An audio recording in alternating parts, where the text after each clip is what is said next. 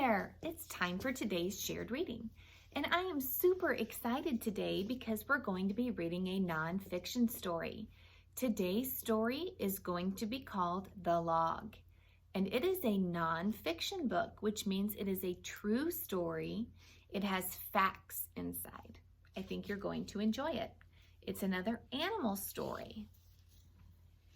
The Log by Joseph Patronasi, illustrated by Carol Schwartz. Look at the front cover. We see a bird, and we also see insects. What do you think the bird is doing? Yeah, you look close, you can see that the bird is eating the ants. Well, let's read more from this nonfiction story.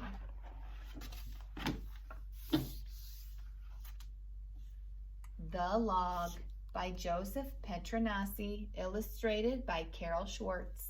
Here we have a frog, and what is in its mouth? Can you see that's a worm?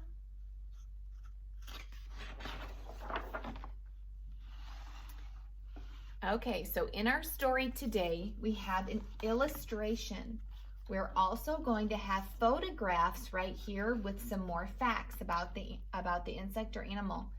And this is called a sidebar. So I'm going to read these words, and then I will read to you the little sidebar facts too. Look at the ants.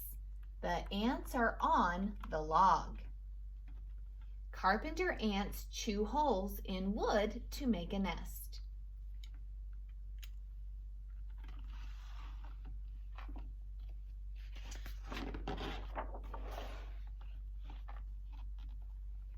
Look at the bird. The bird is on the log too. Look out, ants.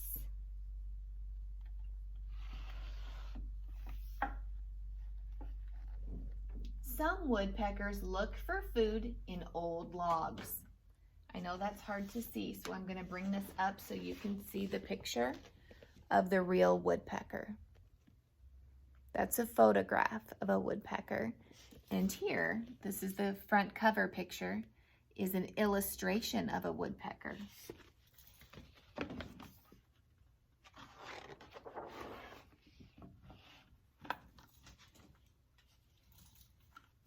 Look at the worms.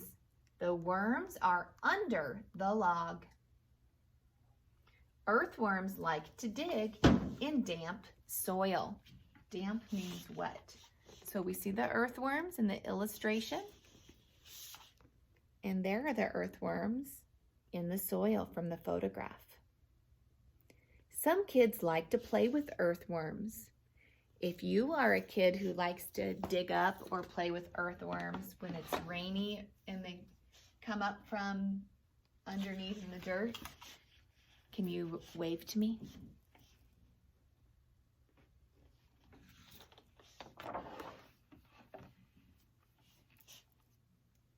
Look at the frog. The frog is under the log too. Look out, worms. Why do you think it says, look out, worms? Yeah, the frog likes to eat worms.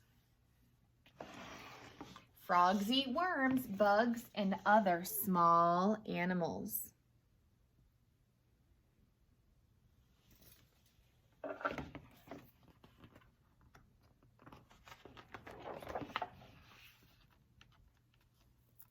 Look at the spider. The spider is over the log. So we see the spider right here. It's in a web, which I know is kind of hard for you to see. And here is a real spider. A spider makes a web to catch bugs for food. So a spider eats bugs and it catches it in the web. And then it's able to eat them.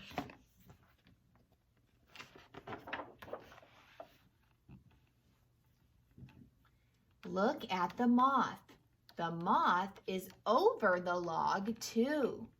Look out, moth. So who does the moth have to look out for? The spider. I think it's stuck in the spider's web. Let's read our fact. Moths are a favorite food of spiders. So boys and girls, I know that sometimes it's hard to tell the difference between a moth and a butterfly. And a moth's wings, when it lands, lay down flat. Do you see how these wings lay down flat? A butterfly's wings stand up tall. So that is an indication of which is a moth and which is a butterfly. Also, moths have furry feelers. Do you see how it's got antennas, but they look furry at the top, up there? Right here. And butterflies have just straight antennas. And moths usually fly at night. Look at the bees. The bees are in the log. What kind of bees are these? They are honeybees. Yes, you can see they're making honeycomb. Honeybees can make hives in hollow trees and logs. Look real close so you can see it.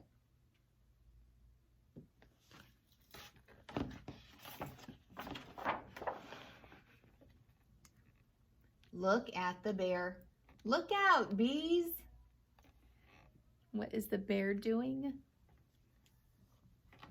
Bears eat honey, bugs, fruits, nuts, and some small animals.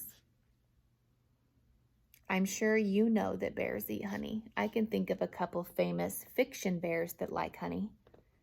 Do you know any? The first bear I think of is Winnie the Pooh. Did you think of him too? I also think of Baloo from the Jungle Book. He also liked honey. So right here we've got just a little black and white picture of a log, and it says old logs. Many animals go to an old log in the woods. Some live in or on it. Others just stop by to look for food. And sometimes the food is another animal.